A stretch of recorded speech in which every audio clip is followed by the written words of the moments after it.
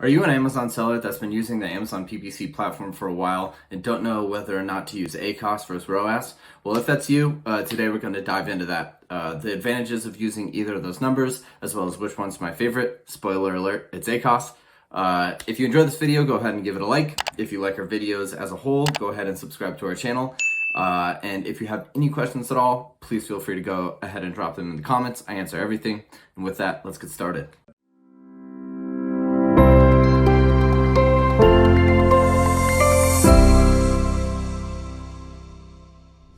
ACOS versus TACOS.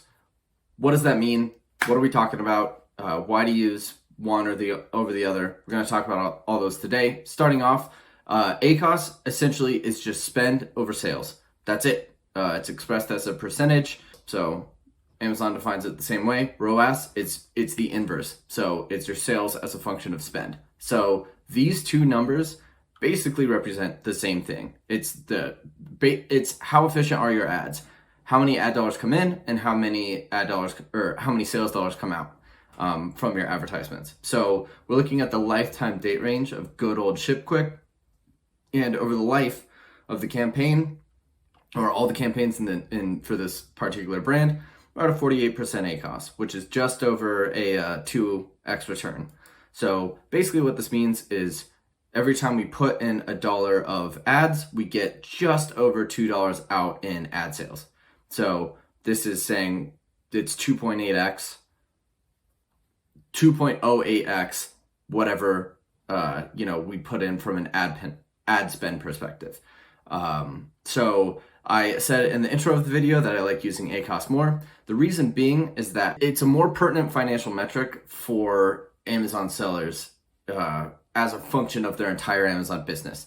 And here's what I mean by that. So when you're thinking about, for most Amazon sellers, if we're being honest with ourselves, the thing that you're really trying to pay attention to is profitability. And on top of that, there's also am I growing?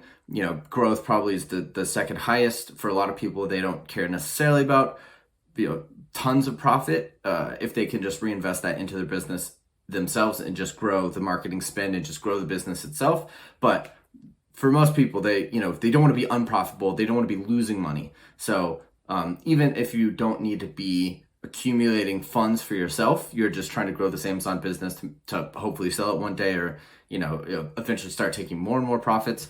Profitability is very much top of mind for a lot of people that I speak to. And it makes sense. You want your Amazon business to produce money. Why would you not? So as an expression of profitability, we can think of ACOS as just a sort of line item when we're considering what's going on. There's also a metric to consider, which is TACOS, which is ad spend over your total sales, not just your ad sales. So here, over the lifetime of the campaign, we spent $76,000, got $159,000 of sales. If this would be $300,000 of total non-advertising sales, then our TACOS would be closer to 25% instead of this 48%, because it's considering ad spend for non-advertising sales. Why you want to pay attention to that number is it just goes into your top line profitability. So you could think of it as, I've generated this much in ad sales, take out your FBA fees, take out, FBA fees represent 15%. And if you have a TACOS of 25%, you could say that lose this much to FBA fees, lose 25% to advertising, lose this much to product costs, lose this much to administrative. And then what you're left with is, your actual profit from your Amazon business. So return doesn't give you that because it doesn't let you factor into how much of my sales is getting pieced apart by this advertising component. So I think from being a thrifty advertiser, which is, in my opinion, I like to do things in the most efficient way. I don't spend just for spend's sake. When you're looking at it from that perspective, I've found that ACOS is a lot more helpful just because it allows you to think of things in ways that you're more dialed into how profitable your business is being, and it'll make it harder for you to be deeply unprofitable. Return on the other hand, or ROAS, which is return on ad spend. So I don't know if I define these. ACOS is just advertising cost of sale. So for each sale, how much did the advertising cost? Makes sense. For ROAS, it's return on ad spend. So how many ad sales dollars did our ad spend generate? They're pretty much saying the same things, but it is truly different. ACOS, to me, it's significantly easier to view ACOS as just a place where your money is going versus return, which is more like traditional world advertising, where you have your budget ahead of hand. You're not finally adjusting these spend numbers. If you have a $30,000 budget to play with, you already know what that spend is going to be. So you earmarked that $30,000. So your return figure, you want to say like, how much is that $30,000 getting us versus how much from our sales is the ad spend taking out. It's an important designation, and I think it's also important to point out that ACOS is much easier in my mind to just visually scan for and see like roughly where averages are going. So we've got here one that's at 68%, 98%, 80%, 55%. These all have the number 1 at the beginning. So if you're just scrolling through campaigns, it's easier to just sort of scan a campaign list and see like, okay, this one's at 98, but it still has this 1 in front of it. But if you're looking for, campaigns to potentially pause if you wanted to increase your efficiency, it just makes your life a lot easier when you can see like, oh, this one's high, this one's high, this one's a little bit lower. It just gives you a slightly better, for lack of a better term, scannability to see, how much fluctuation is there between these numbers. So for me, I tend to pretty much always use ACOS for the actual optimizing itself. The one area where I do use return is when I'm viewing, like if I was to ever report on the work I'm doing, I find it helpful to like look at, so this ROAS figure, if you plot sales and ROAS on the same graph, generally people want to see, so like if this was ACOS and ACOS is falling, that's a good thing. But if sales falls, that's a bad thing, typically. So when you plot return and sales on the same graph, if both those numbers are going up and to the right, that makes sense. You're like, okay, number is good. They go up and to the right. That's just a very typical sort of like sales way to look at things. But that's not true for ACOS. So ACOS, you want it to either stay steady, or ideally you'd like it to go down and make more money at the same time. But if the lines diverge, just at a glance, it could appear that, things are off, and that it's it doesn't look quite as nice as when you plot return against some spend.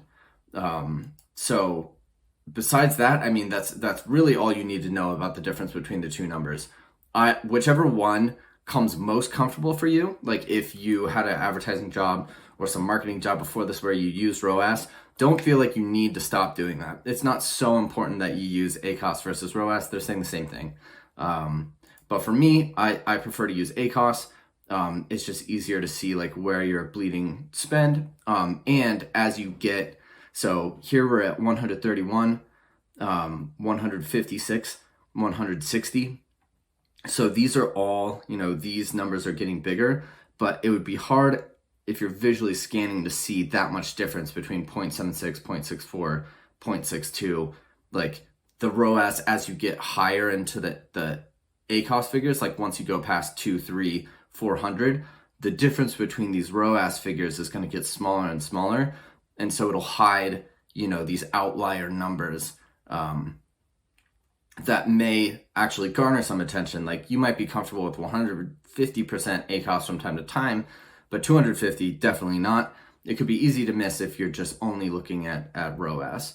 And the flip side is true too. So like an ACOS of 20% and an ACOS of 12% don't look all that much different, but that's essentially a return of 5x versus a return of 8x. So that's a big increase. As ACOS gets to the smaller numbers, return will vary more greatly, whereas if ACOS gets into the bigger numbers, return will vary more greatly. And unfortunately, with advertising with Amazon PPC ads, it's much more common for the ACOS to be high and you have to pay attention to that than the ACOS to be low and you have to optimize upwards. So given the nature of Amazon PPC, given what I'm used to, I choose ACOS.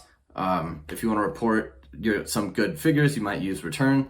If you have any other conditions where you use ACOS versus ROAS for any other reason, please drop those in the comments. I'd love to hear, how you guys segment your data, how you organize it, how you report these sales and spend numbers. If you have like some function or formula that you use specifically that you find helpful that Amazon doesn't create, you just, export it into Excel, make it yourself. I really want to know about that. So please drop that into the comments.